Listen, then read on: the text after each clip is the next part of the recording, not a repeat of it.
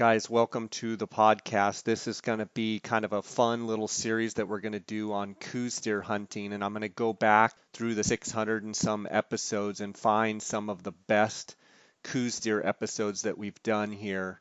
And hope you guys enjoy it. We've got Coues Deer hunts going all over central and southern Arizona right now, and we've got the mid-December hunts coming up here quick, and the OTC December and January archery hunts. So I figured you guys had Coues on the brain. I'm going to try and pull some of the best stuff over the last 4 years. So guys, before we get to that episode, I want to thank you for your avid support of this podcast. You guys show loyalty to this podcast, and it's amazing. I'm very appreciative of that.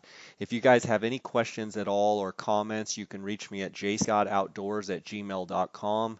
You can also send me a direct message on Instagram at jscottoutdoors. Love to hear from you guys. Thanks for all of the support. And I also hear from my sponsors virtually every day about how much support you guys give them. So I want to thank you guys for that. I want to thank the sponsors of the podcast. I want to thank GoHunt.com. And right now, there's Black Friday sales going on at GoHunt.com. Go check it out. There's anywhere from 25 to 50% discounts. Some really cool stuff out there. Plus, you get a chance to win a free elk hunt. So go check it out. I also want to thank my friend Cody Nelson. He's the optics manager there at GoHunt.com. If you guys have any optical needs at all, if you have any questions in regard to glassing, or if you're looking to purchase any optics, whether it be binos, tripods, spotting scopes, rifle scopes, anything to do with glassing, give Cody a call, 702-847-8747. That's extension 2.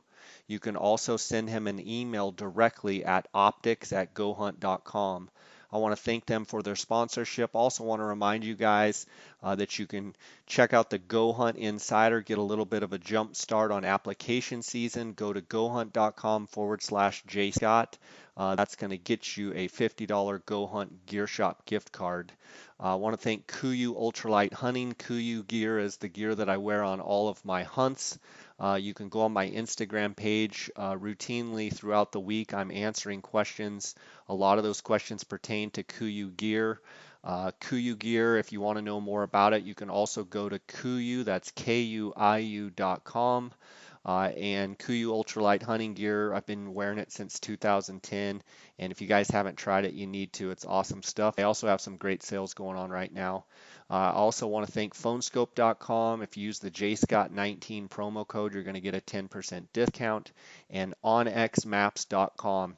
Right now, a special for a few more days, if you use the Thanks30, so go to onxmaps.com, use the Thanks30, you're actually going to get a 30% discount. Normally here at the J. Scott Outdoors podcast, you get a 20% discount for using JScott19, but if you want 30% discount, go to onxmaps.com, Thanks30, and I want to thank them for their sponsorship. Guys, let's get right to this series on Coues Deer hunting.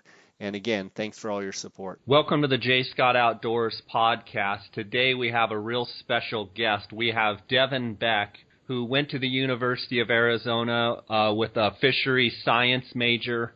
Devin is 32 years old and is just a Coues Deer maniac. This guy loves to hunt Coues Deer. He loves everything about these deer.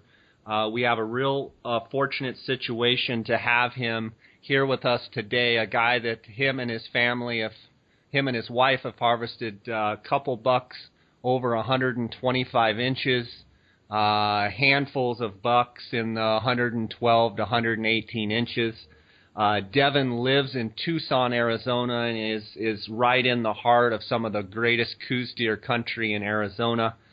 He runs Arizona Wildlife Designs Taxidermy Studio, and just fortunate to have him today. Devin, how are you doing? I'm doing great. That's awesome, buddy. I had to give you a little bit of a plug there, going to U of A, being an ASU grad myself. I've got family members that went to U of A and other family members that went to ASU, and it's always a great rivalry, sometimes more heated than some during football season, but Right. Always nice. Anybody from the state of Arizona, in my mind, is a good person. So I'm glad to have you on the show today.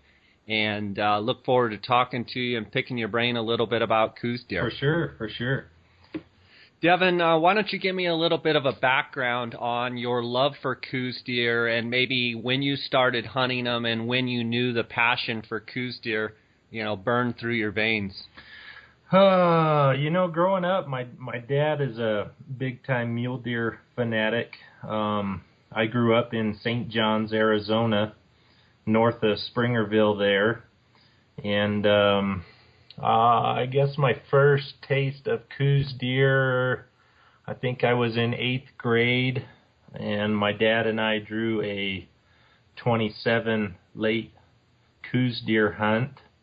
I shot like a 65, 70-inch buck on that hunt, and but my passion really didn't start until I moved down to Tucson to go to college, and did a couple years of some heavy-duty school, and then I actually put in for Unit 33 and drew a late trophy hunt there in 33, and that's really where it kind of started. Went out on a couple scouting trips and just was blown away by the numbers of deer that I could see down there versus hunting mule deer up around St. John's and the Unit 2s and stuff. We go weeks at a time without even seeing a deer up there. So that's kind of when my I guess I got bit by the Coues Deer bug, was on that trophy hunt while I was in college, and ever since then, that's all I can really think about. That's awesome. Yeah, I know once you get bitten by the Coues Deer bug, it's something for me that I find myself, even in the off season, just thinking about, this buck or that buck, or, thinking about a certain area that I want to go into. And, my wife will say, "What are you thinking about?" And then she just smiles and shakes her head and walks off because she knows I'm dreaming about some big Coues buck or thinking about some hunt that I'd been on. And it's funny running into different Coues Deer hunters. It seems like we all have that same passion. And hunters in general, I think, whether it's Coues Deer, mule deer, elk, whatever, sheep, whatever you're passionate about. Tell me a little bit about this 126-inch 3x3 with eye guards that you shot, when it was, and, maybe some of the details of the buck. Just a gorgeous buck. I killed that buck in 2012. I found him the same year that I killed him, so I don't have a ton of history of him. I found him when he was just starting to grow there, and kept tabs on him for a couple months. I did try and shoot him with my bow. I actually missed him twice with my bow. Was probably out of a tree stand, Devin, or spot and stock? Spot and stalking him. First shot was a little bit of a long poke, 72 yards, I think, and he was broadside, didn't know I was there, calm as could be, and he string jumped on me. I missed him by maybe an inch over the top of his back. And second shot was a chip shot, like 38 yards, and I clipped a little branch, and I don't really know what happened on that one.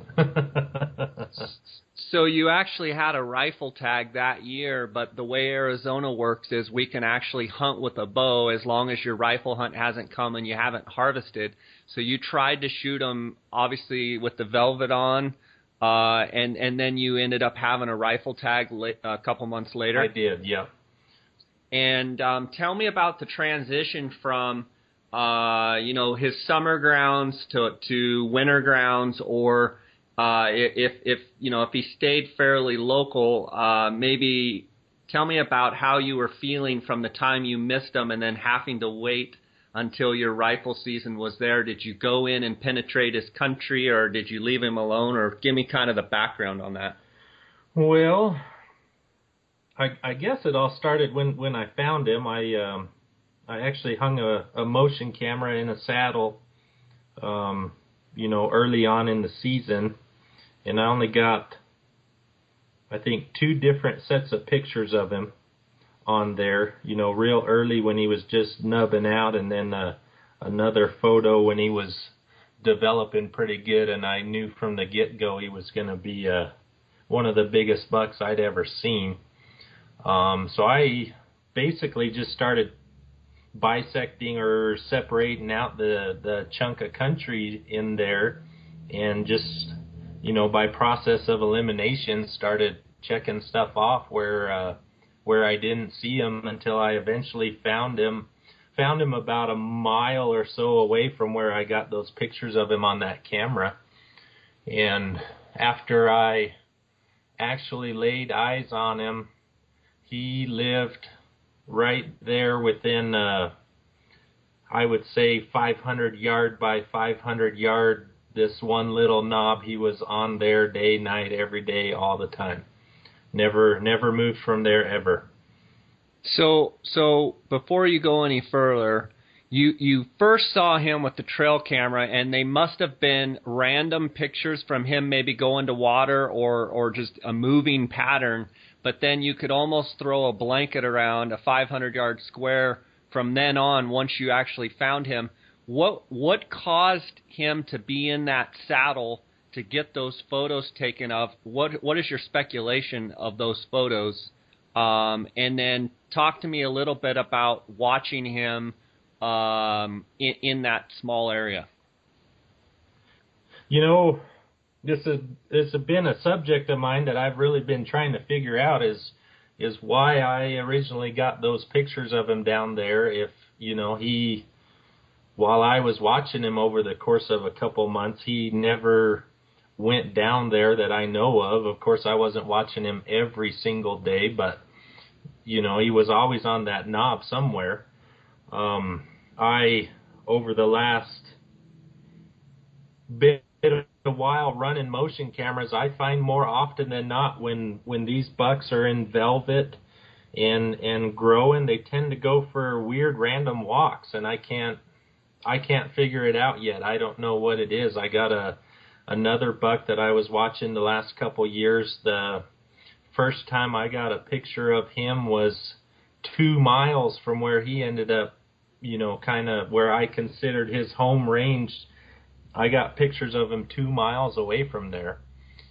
And other bucks, I don't seem to notice that they go on those walks. It's kind of I don't know, in my little hunting group of guys, we just say they go for walks, random walks, when they're in that early velvet stage growing.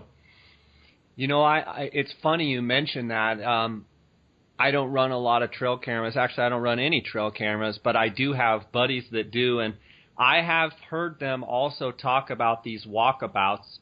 And what's interesting is a lot of these walkabouts tend to be some of these bigger bucks. And I remember some other buddies of mine that run quite a bit of cameras, and they talk about bucks that, are very, very patternable, very, very habitual, and then all of a sudden they go on a walkabout and they're gone for, a week or so, and then all of a sudden they're right back in there. So, maybe it's a mystery we'll never find out.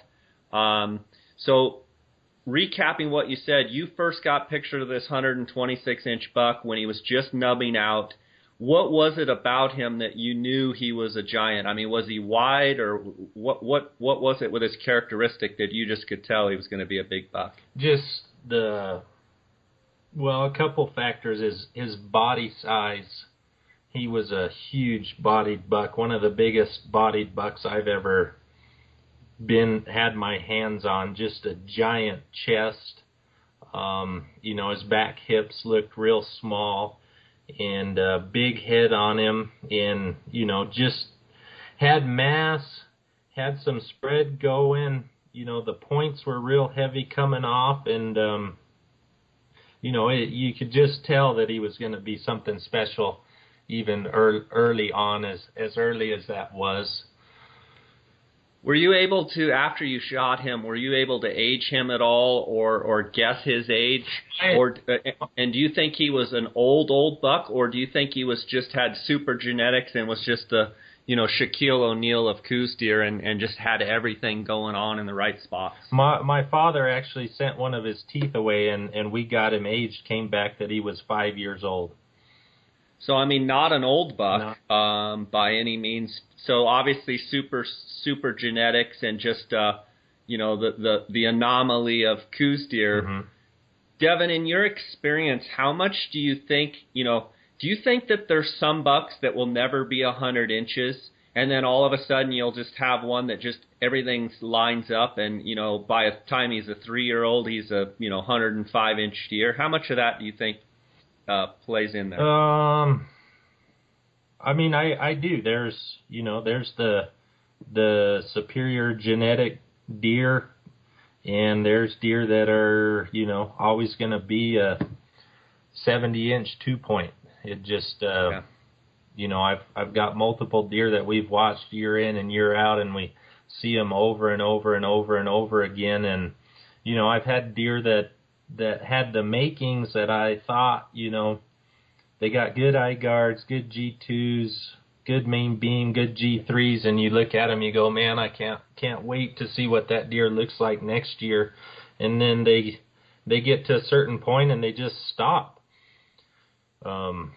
Meaning that, say they turn, they're into 100-inch, and you're thinking, well, if I just let him go, what will he be next year? You'll think he'll be 107, and then you let him go, and you think, oh, he's going to blow up 114, 115, but he just stays that, 105, 106-inch. He never goes ahead and blows up. You see that quite a bit. I do, yep. Yeah. Multiple instances of that happening where, you got 100, 105. It looks good. He's got good points, and you think, man, next year, what is that thing going to be? And go back and look at him, and he's almost identical. And then for 2 or 3 years, he kind of stays that same size. So there's definitely bucks that are, stuck in a mold, and that's what they're going to be. And there's other bucks that, could put on 5, 10, 30 inches. You just never know. Yeah, sure.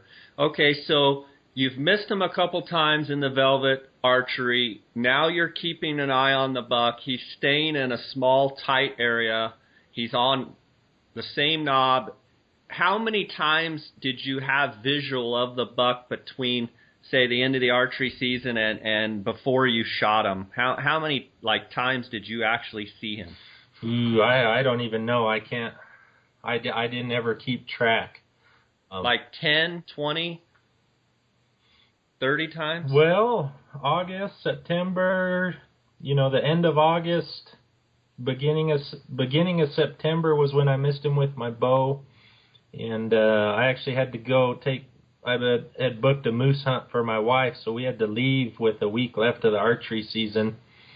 And came back and went in there and found him. So 2 months of looking, 2 or 3 times a week, I was up there looking for him, and I saw him just about every time. So quite a bit of time I spent watching him. And then the tag that you had drawn, which season did you draw, Devin? I had the early October hunt. Talk to me a little bit about the different seasons, and I'm betting that you're probably a proponent of those early seasons for a guy like you that has a bunch of time to scout. Talk to me about the benefits of that hunt as you see it. I mean, exactly what you said. Finding these big deer, it takes a lot of work. And with as many tags as there are issued in our state, my feeling is when I find a deer that I am interested in harvesting, I really want to have the earliest crack at getting to that deer. And the October hunt really lends itself to that because the deer are still grouped up with other bucks. If they have deer that they hang out with, they're in a pretty stable pattern doing the same thing day in and day out. They might have multiple bedding areas or places that they go that's kind of random, but the general theme behind their habit stays the same that type of year. So for me, really, it's a key time to be able to locate, pattern, relocate, and be sitting there on that first hunt in position to be able to take that deer if that's what you want to do. Wouldn't you agree that a lot of people that don't have the time to scout like maybe you and I do, wouldn't you think that, sometimes those late November or now they're kind of the first part of December, they have a big general hunt, and then even like the December, what they call the premium tags that, are pre-rut, say the 15th through the end of the month of December. Those are great hunts for guys that don't have time to scout because typically the weather's cooler and they get a little bit more deer activity. Would you agree with that? I do, for sure. Yeah. You talked about the weather. I mean, these deer, you can find them from 8,000 feet down to the desert floor. Majority of our tags, I would say, are in the desert. So your conditions, depending on where you fall in the year, definitely dictate the amount of deer movement you're going to see.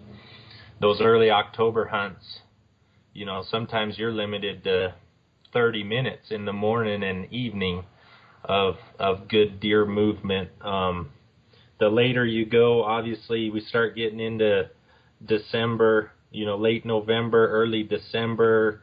You might pick up on a little bit of pre-rut activity there. The last couple years, I've really seemed to notice that the rut with these little whitetail seems to get later and later and later. That trophy December tag that I had in college, my first tag down in the desert there by Tucson, I remember going out on the 15th and seeing 3 or 4 bucks that were pretty heavy in with the does on the 15th of December. And as the years have gone by, it seems to me that has really tapered off. Now I don't seem to notice that much activity until you start getting into January, on these southern units around Tucson. But what if you had to guess why? Why is that? Do you think it's pressure, or do you think it's drought? What do you think the single most important factor for seeing later rutting activity is? I don't really know. I haven't been able to put my finger on that. It's one of those things like what we were talking about before. It's one of those mysteries. I kind of know exactly what you're talking about, and talking to a lot of old-timer Coues deer hunters, they would talk about, those December hunts, seeing lots of rutting activity at the beginning of the hunt all the way through. And I wonder if it's drought, and then, I wonder how much of it is pressure, and they just, have gotten chased around so much that maybe once the seasons die down, they actually have a little bit of time to not be looking over their shoulder as much, for hunters, and maybe have a little bit more time to just get after the does and get the rut going. It's hard to say. Going back to what you were saying on the October, and when you would go out and September, early October, when you were scouting for this buck, was the buck more vulnerable to your eye in the morning, or more vulnerable in the evening, or were they, would you say, 50-50 on the sightings? Once I figured out where he was and what he was doing, I mean, I could almost guarantee that I could go in there and see him. The mornings were probably better odds. There was a couple evenings when I sat there and he didn't come out where I could see him in time before it got dark. So probably the mornings were best, and he'd mill around feeding a little bit before he went in for the rest of the day. So better odds were in the morning. He lived on this little knob that he lived on, had a awesome north facing slope, and then really open south facing slope. And occasionally he would come out on the south facing slope and be in the sun for a little while in the mornings, but majority of the time he probably spent 98% of his time on the north side of that little knob there. I was going to ask you about that as far as in the amount of times that you saw him. For people that are, listening, that are trying to learn Coues deer behavior and whatnot, during the summer and in those months, September, October, and even into November when it's still very warm, what percentage of that buck's life would you bet that he spent in the shady areas, and what percentage kind of in the open, in the sunny areas? On this particular deer? Yes. I would say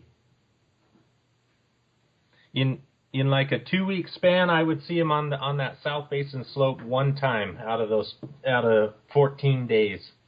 So okay, so you could possibly deduct that either A, a 5-year-old deer, or B, a big deer, or maybe even just Coues deer in general, are going to spend time on those north-facing shady slopes as opposed to looking for them out in the wide open. While you might see one in the wide open, you might be better off glassing into the dense cover and finding those bucks. Would that be safe to say? I would say on the majority, yes. There are instances where I found deer that live on south-facing slopes that stay there all the time.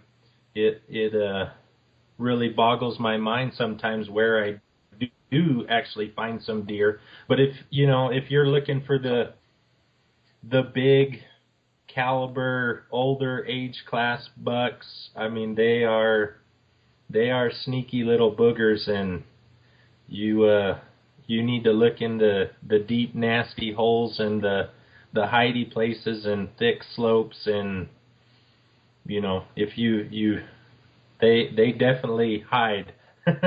Yeah. I'll leave it at that. Yeah, absolutely. They have an unbelievable ability to be laying right there, and they're there the whole time, and they can be very difficult to see. If during in that early season, and let's say you watch the buck from sun up to sundown, in your opinion, from what you've observed, how many times would that buck be up and then down, either changing positions for shade or getting up to feed? Or let's actually just start with once they've bedded down. Okay, mm-hmm. So they've done their little 30-minute feed in the morning, and I know moon cycle, I know there's a lot of factors, but just in general, how long would that buck pretty much be down all day?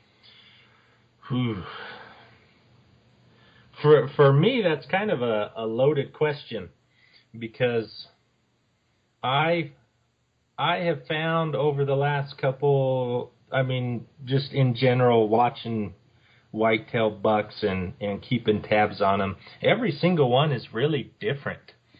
The big deer that I killed that we're talking about, he would kind of be up and down a lot of the times in the day. But where I found him was very, very low hunting pressure. It was way, way back in, like 3 miles back into where I actually found him. The buck I killed this last year in 2014, he, on the October hunt, would not be up in the morning at all. You would go glass for an hour or so at first light, and we could never find him. And then he would get up about 9:30 or 10 o'clock and mill around for 10 minutes and then lay back down and be laid down the whole rest of the day. So and maybe not even get up 30 minutes left of light. He'd be bedded pretty much the whole time. Yeah. So he I assume was probably pretty nocturnal. Mm-hmm. And so what I hear you saying is all these deer are different. But I also hear you saying that they do get up and down during the day, but they don't actually move a big distance. They may get up, feed for 2-3 minutes, and then back down, yeah. Stretch their legs, and then back down. Is that correct? Yeah. And, I guess maybe we should change this over a little bit to more, techniques and what it takes to actually find them, because I mean your number one tool for finding these deer obviously is having some optics and staying behind them all day if you can. I mean, there's, in my opinion, not a bad time to be glassing. If you're trying to find a new deer or you're looking for one that you know about, I mean, the more time you're spending on the glass and the odds, you got to be looking, if they bedded down already and they're pretty much set for the day, you got to be looking right where they're at in that couple, 2 to 15 minute window of when they're going to stand up and maybe turn around, lay back down, or move positions a little bit. Absolutely. Devin, it's a great point you bring up. Let me ask you about the optics you do use. What do you prefer to use for these deer? Tell me about the lineup of optics that you prefer.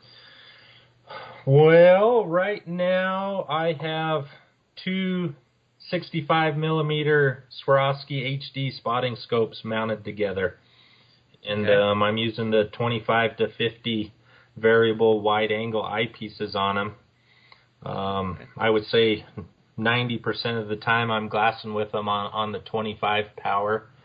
I had a couple different sets of doctors before I got this Swarovski set up. So the best amount of binocular you can have. I hunted a long time with a pair of just 15s. Those are they got so many new optics out now. They have the 12 power Swarovskis, 10s, 15s, big eyes, but the more high quality, better glass you can get, the better off you're going to be, in my opinion. And I agree with you completely on that. I want to go back a little bit to these twin spotting scopes. Tell me about what actual benefit from a sitting and glassing with those twin spotting scopes. How does that give you a benefit over a 15 power, say, Swarovski binocular? The major difference in the power on those things is, for me, being able to see through vegetation. And when you say that, are you looking for ear flicking? Are you looking for black noses? Are you looking for tips of antler? Yeah, all of the above, anything and everything. So definition, from an ability to not just look at a hill, you want to be looking into the hill and be able to literally pick up anything that's there that's a Coues deer characteristic. For sure. So, if you're sitting on a hill and looking across the canyon with a pair of 10 or 12 power binoculars, I mean, you can see all the open spaces on that hillside. You got it pretty well covered, but back to how sneaky these big giant deer can be, they might not be out walking around when you're looking. So you got to be able to look in the dark, shady holes and under trees, through trees, behind bushes. I mean, the whole kit and caboodle. So those big eyes have really allowed me to just dig and tear stuff apart and find deer that I probably wouldn't have found if I didn't have those. And while we're on that subject, Devin, walk me through. Let's say you're glassing off a point. This is not a place where you've seen a big deer, but you're prospecting for deer, looking for a big deer. That you don't know a deer's there, but you are looking for a big deer, and you're starting out in its first light. At first light, would you describe your glassing as very slow and meticulous, or are you very quick and really covering the country in the first 15 minutes of light? For me, when I first sit down somewhere, I generally look at it with my bare eyes, and I'll pick out 3 or 5 different places that look real deery to me. You know, if I broke it up, I'd say, well, that bench over there, that little bowl over there, you know, I kind of break it down and look at it and go, if I was a deer, where would I be? And I tend to pan through those areas relatively quickly. You know, just looking for the obvious type deer. And then after I kind of go through the spots that look good to me, generally I try and break it up a little bit. But, you know, I'll quick glance everything that I can see, just looking for the obvious stuff. You know, not crazy wild fast, but try and catch deer that are in the open and obvious right off the bat. And, you know, I'll probably do that for about an hour or so. And then because, you know, by the time you look in the spots that I think look good to me and you kind of glance over it all good, you know, you got it pretty covered. And then I will just sit there and start from the right edge and down and up and down and up and down and up all the way across everything you can see. Okay, so once you so what you're saying is you glass in the obvious spots that your eye tells you that look like a deer's there. But then once the morning progresses, you're going to slow way down and you're going to start gridding and really trying to pick apart the whole base of the hill and the whole coverage, everything you can see. And you typically start and go from right to left, or were you just saying that as an example, that from right to left, or do you always go right to left? Just as an example. Okay, and then you also said something about up, down, up, down. When you're gridding, I go side to side, side to side, side to side, and then, you know, down, side to side. Do I hear you correct that you are gridding up and down on your sweep when you're sweeping through there? I do. I tend to go up and down. So I'll go up, move to the left or right, and go down, move to the left or right, go up. And you know, we're getting detail here, but this is kind of stuff that I think people can learn from. Are you taking, say, a whole north-facing slope and gridding all the way to the bottom, all the way to the top, or do you sometimes break it down into areas? Kind of just what you feel for the day, you know. But you got to look at the whole hill. Yeah. I mean, some of these country, you're going up on these high knobs and you got a ton of country to cover. If you get too methodical, you may not even cover the whole country in a day. Yeah, you know, that's a big factor with using those big binoculars that I got is, I mean, you can see so much country with those that there's days and places where I go and, you know, I might only glass one ridgeline in that country that day because there's so much to look at, you can't cover it all. So, you know, some places it might take 5+ trips in there to actually glass it all one time. Yeah, absolutely. It just depends on the country you're looking at.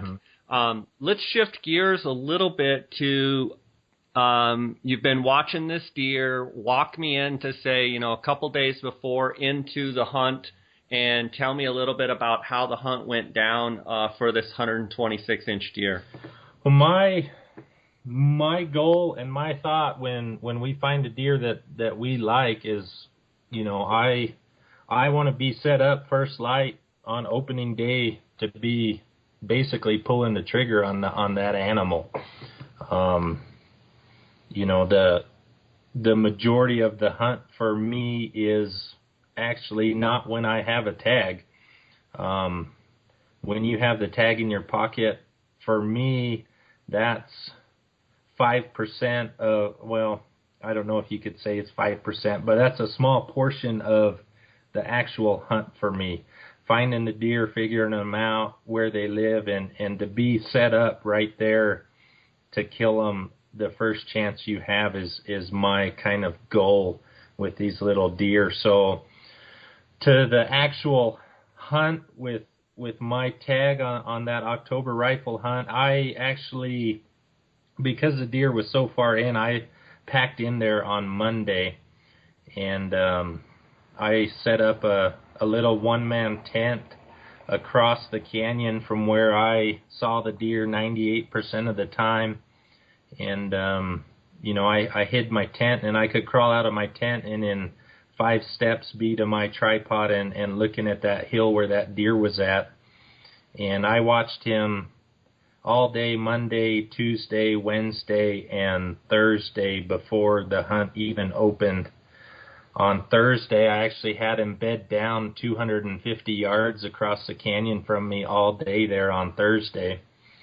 So it was, for me, it was a pretty sure thing that come Friday morning, he was in trouble. And Friday morning, why I didn't really sleep Thursday night. I basically laid there awake all night, and I don't know what time I ended up crawling out of my tent, but it was probably an hour or so before, even first light where you could see anything. And I sat there for a long, long time just trying to actually calm myself down, because I was on cloud 9 just waiting for things to go down. And it finally got light enough to glass, and I glassed the couple spots. He kind of had, even on that one hillside, he had 3 general spots on there where he hung out the most. So I looked in those spots, and he wasn't there, and I kind of glassed the hillside real quick and couldn't find him, and I kind of started freaking out, thinking maybe I had camped too close or what happened. But I knew he had to be there because I had been there for 4 days already. And so I just had to calm myself down, and I started on the upper right corner, and I started gridding the hillside apart, and I got about halfway through the hillside and ended up glassing one of the little bucks that he hung out with all the time, and was looking at that deer, and this big deer's head popped out of the bushes. They were just in some pretty deep brush. And Devin, how far was the buck? I assume the night before on Thursday night you bedded the buck. How far had he moved from the night, from the last time you saw him till where you picked up the little buck and where he ended up popping out? They were just straight up from where they had been the evening before. So Thursday evening they were 250 yards straight across from me, and that morning when I found him there, they were 500 yards away. But they were, just straight up from where they were the night before, but clear at the top of that little knob that they were on. So, but definitely a good lesson for Coues deer hunters in that if you're not seeing the buck and there's not people pressure, and you just need to keep looking because more than likely they're right there. Would you agree with that? Yeah, for sure. And even if there is some people pressure, I've seen bucks run out of a canyon and, the next day you glass back and he's right back in his home spot. Mm-hmm.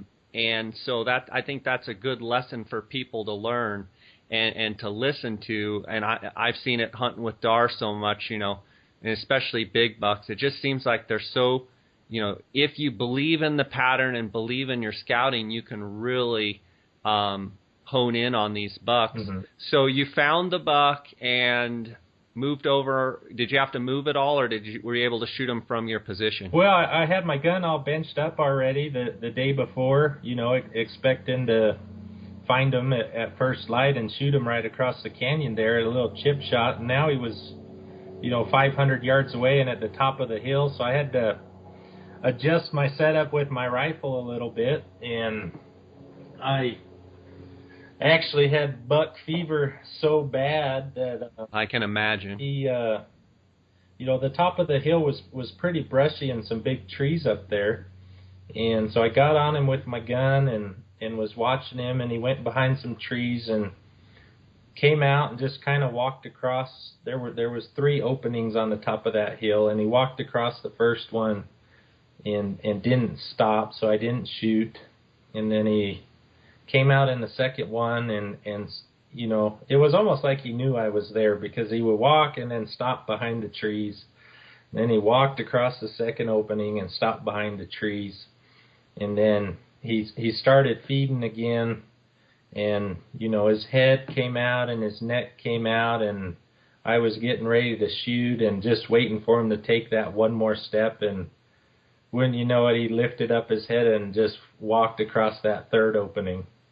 And so I didn't shoot at him, and then I got a little bit worried because the whole rest of that knob I couldn't see, but I knew that they were going to be hanging out there from all the time bow hunting him and watching him, so I ended up grabbing my rifle and I ran across that canyon. There was a little saddle between my hill and the hill that he was on, and I ran down through that saddle and up the other side and kind of around the corner without getting into details, but I popped out and looked up the hill where I thought they were going to be, and he was standing there at, I don't know, it was 125 or 130 yards or so, and I knelt down behind my tripod, and the rest is history. That's awesome. Was he aware that you were there? Was he on to you or no? No, he didn't have a clue. Yeah, that's awesome. And so he ended up being 126 and change gross as a 3x3 with eye guards? Yeah. Just a beautiful, typical buck. Did he have any extra points at all, or was just perfect, clean, typical? No, he's a perfect, clean, typical. That's about as big a 3x3 buck you could possibly shoot. Yeah, I don't think I'll be able to top him with that. No cheaters, no nothing. And what were his twos? Was he like 9 and 7 or 9 and 8? What were his G2s and G3s? I think they're all a little over 9 inches. Oh wow, the twos and the threes are over 9 as well. Uh-huh. That's beautiful. And so he was probably, about 14 inches wide? 15 and an eighth, I think, on the inside. Beautiful. That's just... I remember... 19 and 6 on the main beams, I think. Beautiful. Crazy mass, he's real heavy and just... he took the first place in the 2012 Boone and Crockett Awards period for the typical category. That's awesome. So I am tickled to death with it. That's awesome. And that's your biggest personal deer? That is my biggest personal buck, yes. And, what are some of the other bucks, just general class? I mean, have you shot a handful of bucks over 100 inches, or what's some of the other bucks you have shot? I have this big one we've been talking about. I have 2 other bucks that make the all-time Boone and Crockett book. Both of them are around 118 gross inches. One net's 111, the other one 113. I have another 4x4 with eye guards that missed the all-time book by a 1/4 inch.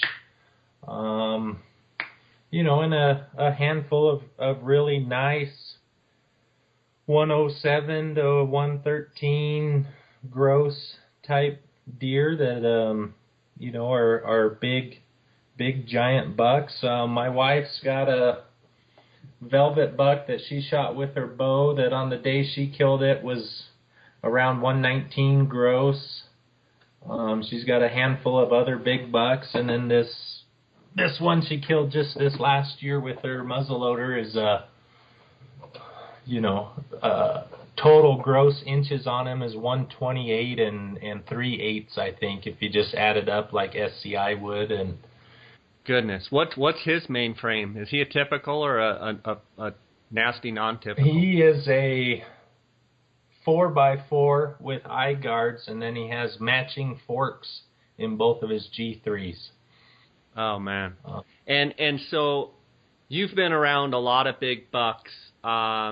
Out of all those bucks you just mentioned, how many of those bucks are bucks that you've seen prior to the season? I don't need an exact number, but on a give me a percentage. Are most all of those bucks scouted out bucks that you knew were there and that you have a plan and you efficiently go after those bucks? Total out of all of them that we killed? I mean, when I first started hunting, we would Well, I'm talking about, some of the better bucks. Are most all of the better bucks, say 105 or better, are most all of those bucks that you have really scouted and had a game plan and worked on killing that specific buck? The ones that I have killed, I would say, yeah. Okay. The ones that my wife have killed, she always gives me a hard time about, well, Getting out and scouting for you? but by the time my tag comes, you killed most of the ones you knew about with yourself or somebody else, and I get, the end of the straw there with her, but I don't know, she's got some fantastic luck, and we tend to pull them out of the woodwork when she's hunting. Her that big buck that she just killed, we did not know about that deer until the day I found him. And did you find him during the season then? We did. It was the third day of her hunt, and I had a big buck picked out for her, but a guy ended up killing it on the October hunt. So we were going after a different buck. We had spent a couple days looking for him and had some bad weather and stuff just kind of mess us up. And there was a chunk of country that I had always wanted to go look in, and I just hadn't had the time to do it. And that morning I told her I had had enough of looking for the buck that we were after, and ended up going in this new chunk of country. And the third draw that we ended up looking in, that buck was standing there, and it was 9 o'clock in the morning, and he was up. I don't know what he was doing, but we came around this little corner, and I just looked up the draw with my bare eyes and saw him. And so as much as I'd like to say we had him patterned and knew about him, we didn't. But it goes to finding these big deer. I mean, obviously you got to have a lot of time to put into it. You got to kind of think outside of the box and look in places that are, maybe getting overlooked or don't have a lot of hunting pressure for a couple years. One of the major factors, in my opinion, is just having a knack for where to look. My two closest hunting buddies, they always tell me all the time, well, why did you go look in there? Or, what in the heck were you ever doing over there? And my answer is, I don't know. It just looked good to me, and I went in there and looked. So definitely, the more time you can look, the more places you can look, and, the number one thing is being persistent.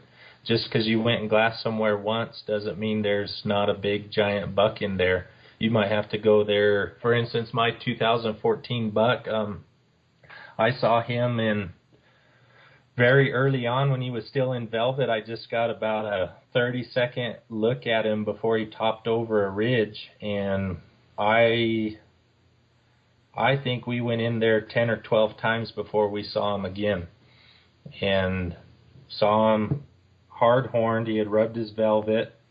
And then we went in there another 3 or 4 times again looking for him and couldn't find him. The next time, so I saw him in velvet. We saw him hard-horned right after the velvet stage. The next time I think we saw him was the day before the hunt started, Thursday before the hunt, and ended up shooting him on Friday. Got lucky, and that buck was one that wasn't like anything else. I mentioned to you before, he at first light was always bedded down, never moved during prime time in the morning. About 9:30 or 10 o'clock he would get up and maybe move beds, and if you didn't know or you weren't looking right where he was at, you dang sure wouldn't see him.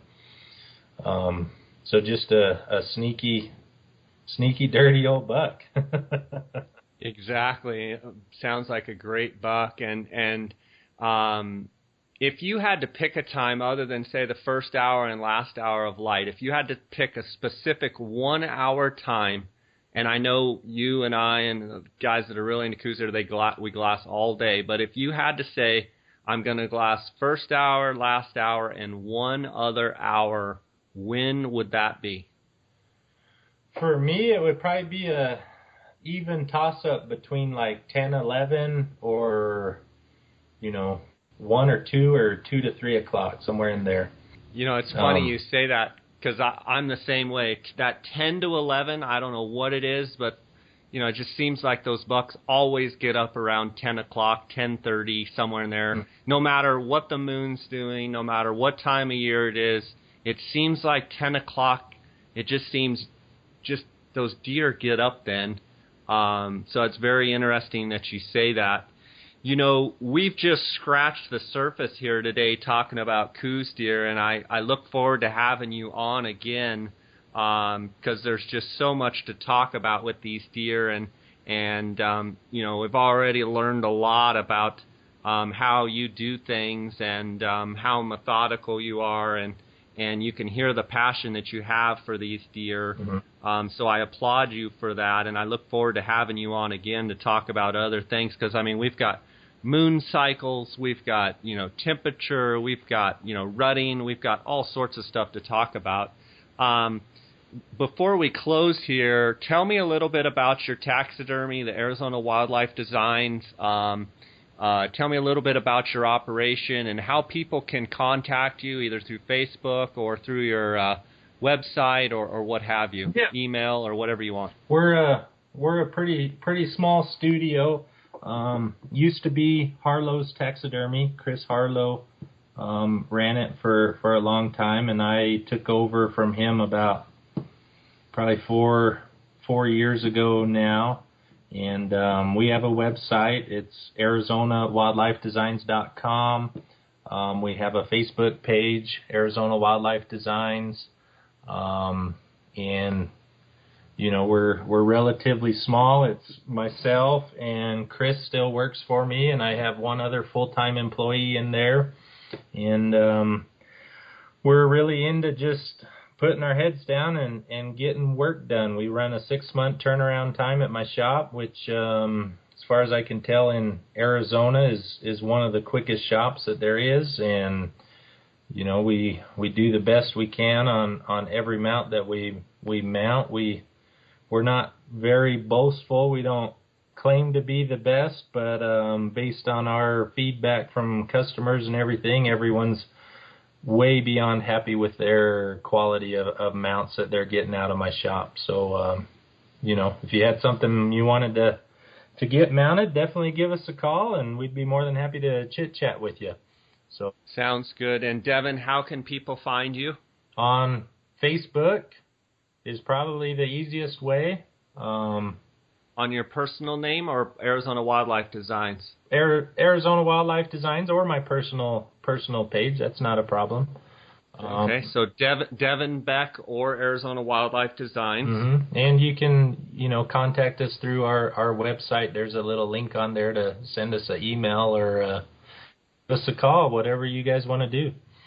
Sounds good, and I'll make sure to link out your stuff on this podcast. And I really appreciate you spending time with us. Congratulations on the success you've had, and look forward to seeing how you do this coming year. And I actually haven't met you in person. Look forward to that one day, and just wish you the best of success, and want to thank you for spending time with us here today. Well, sure. That goes both ways, Jay. So hopefully we'll get to hook up here sooner than later, one of these times. That sounds good, and I just got one last thing for you. Okay. Go Devils. You know what ASU graduates call U of A graduates, right? Let's hear it. Boss. That's fantastic, buddy. That's great. I'm sure my buddy Brian Remza and Ryan Eustace and my cousin Jimmy that all went to the U of A, they're going to love to hear that one. Yeah, probably. So. I know Brian pretty well, so tell him I said hello next time you talk to him. That sounds great, Devin. Thanks for being with us. Yep. We'll talk to you later. All right, bye.